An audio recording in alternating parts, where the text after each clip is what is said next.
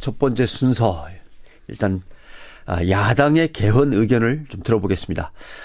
여당 입장은 들어봤고요. 더불어민주당은 불순하다는 반응이 좀 지배적인 것 같은데 박범계 의원이 지금 연결돼 있습니다. 박 의원님 안녕하십니까? 네, 예. 안녕하세요. 대통령의 개헌 제안 순수하지 않다라고 보십니까? 나름 순수하다고 보십니까? 지금 이 국면에서 어제 JTBC 보도가 오늘 아침 조간에 보수지 진보지를 망라해서 전부 다 톱 기사 1, 2면에 다 받아서 썼습니다. 최순실 씨가 대통령 연설문을 무려 44개나 사전에 열람하고 어떤 경우는 수정한 정황도 지금 그런 물증이 나와 있습니다. 이런 상황에서 대통령의 느닷없는 개헌 제의는 저희가 보기에는 최순실 게이트를 덮기 위한 국면 전환용 최순실표 개헌이다 이렇게 판단을 합니다. 박 의원님 지금 말씀하신 내용은 좀 상당히 좀 심각합니다. 왜냐하면 이원종 비서실장이 정상적인 사람이라면 믿을 수 있겠냐라고 했기 때문에 자칫하면 또 비정상적인 분이 되실 수 있는데. 글쎄요. 이원종 실장께서 봉건 시대에도 있을 수 없는 일이란 말씀하셨는데 마치 지금은 민주시대가 아니라 저는 봉건 시대에 살고 있지 않나. 우리 국민들은 민주주의를 정말 피땀 흘려서 이룩하고 완성했는데 오히려 봉건 시대로 회귀하지 않았나. 대통령과 최순실 씨의 특수관계에서 과연 드레스덴 연설문조차도 사전에 입수해서 열람하고 또 청와대 비서진 개편 문건도 입수하고 또 대통령 당선문도 사전에 입수해서 열람하는 이 정도면 최순실 씨는 그냥 최순실이 아니다 하는 그런 생각입니다. 봉건 시대 아니냐라는 말씀인데 결국 헌법을 바꾼다는 것은 대통령 직선제와 대통령 5년 단임제에 대한 손질인 것 같고 그렇다면 반기문 대통령 그다음에 친박 총리 카드로 내각 책임제를 가나? 이 복선도 깔려 있다고 보십니까?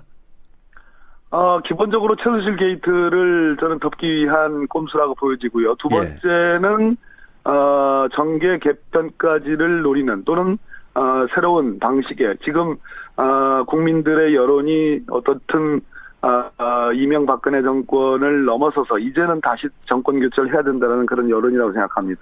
그리고 박근혜 대통령이 임기 후반으로 갈수록 경제와 여러 가지 특히 안보 분야 이런 부분에 대해서 실정이 많고 민주주의 제도는 책임 정치가 기본인데 그 실정에 대한 책임을 저는 호도하기 위해서 결국은 어떤 정계 개편을 목적으로 하는 판가리용 그러한 목적도 있다 이렇게 생각을 합니다.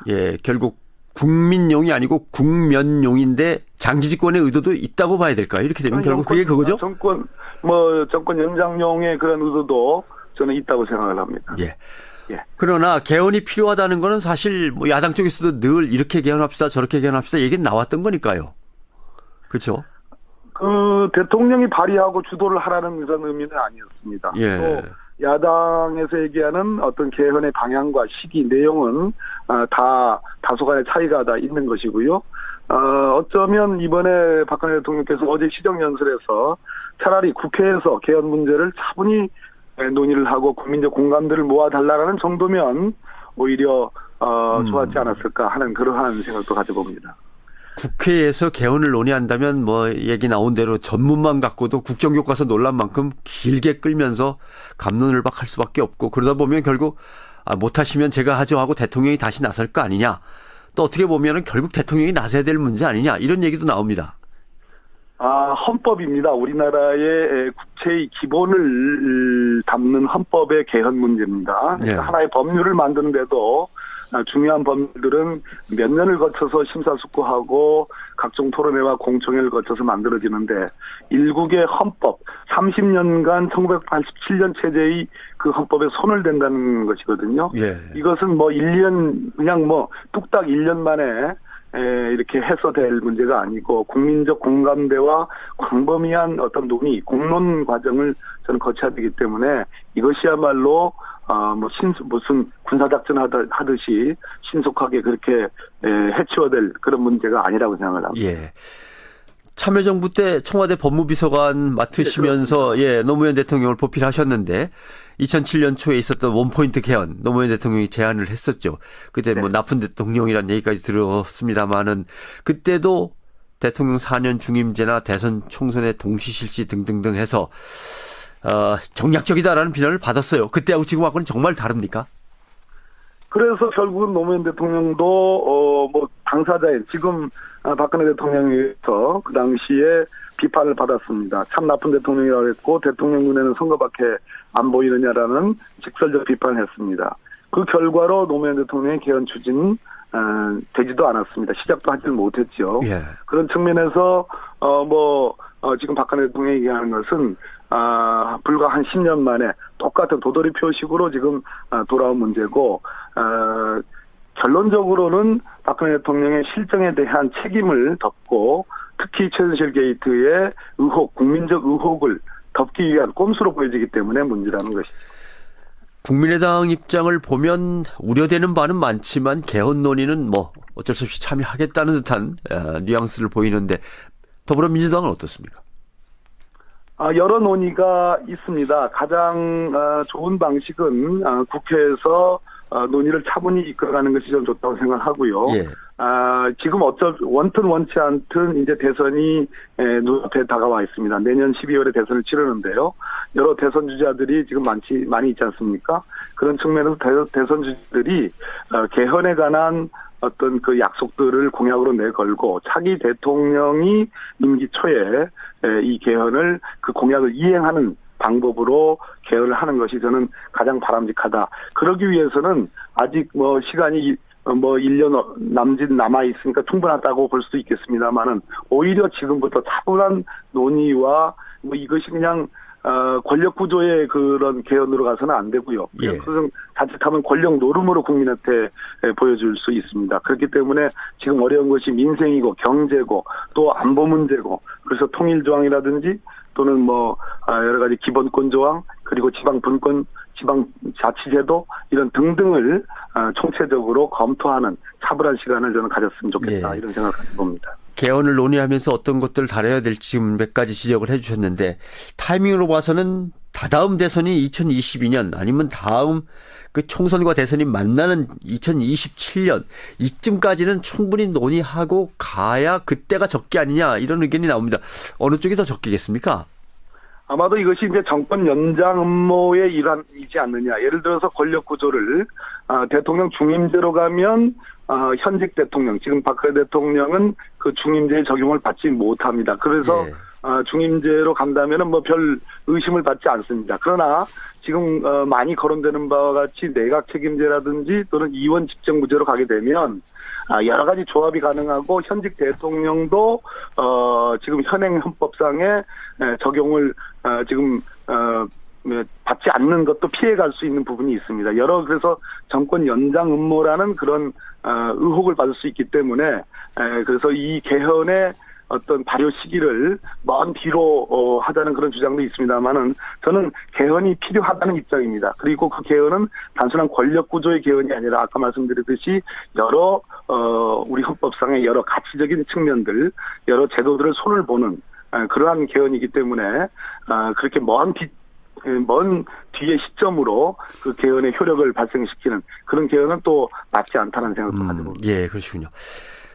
현재 대선에 나설 예비 후보라고 일컬어지는 몇 분들 중에서 1위를 달리고 있는 게 역시 문재인 전 대표입니다. 개헌에 대해서 그렇게 시급한 과제로는 보지 않는 듯한 분위기를 느낄 수 있는데 어떻게 보면은 나때에 해당되는 문제는 아니니까라는 입장일까요? 어떻게 보십니까? 그렇지 않을 겁니다. 분명히 이 며칠 전에 개헌은 필요하고 대통령 후보들이 이 개헌에 담을 내용들을 공약으로 제시를 하고 그걸 통해서 다음 대통령 선거를 치르고 차기 대통령이 임기 초에 개헌을 하는 것이 좋겠다라는 분명한 로드맵을 밝혔습니다. 이 개헌의 논의 자체가 자칫하면 모든 어떤 민생 이슈나 경제적인 이슈 그리고 현안으로 다가와 있는 최순실 게이트 이런 문제들을 모두 다 블랙홀처럼 빨아들여서 예. 아까 제가 말씀드린 민주주의의 기초인 책임 정치를 모호하게 하고 흐리게 할 수 있는 그런 주제이기 때문에 그러한 우려도 담은 그런 로드맵의 제시가 저는 있었다고 생각합니다. 네. 청와대에서 비서관을 하셨으니까 아마 청취자들이 이런 질문을 던지는 것 같습니다. 청와대 비서관이 내부가 아니라 외부에 있는 실세에게 연설문을 빼앗겼다는 게 도대체 어떤 의미를 갖느냐라는 질문인 것 같습니다. 권력의 사유화죠. 권력의 국정의 농단이고 국가의 기본 시스템 그것을 국기라고 하지 않습니까? 국기 문란의 전형이라고 봅니다.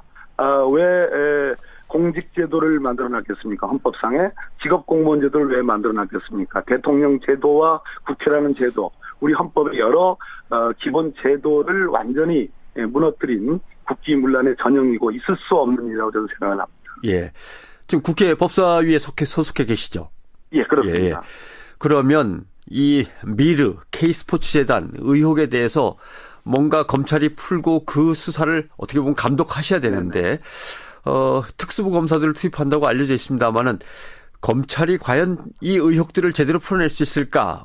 또는 풀어내게 하는 방법은 뭘까? 이 점을 좀 고민해 보셨을 텐데 얘기를 해 주시죠.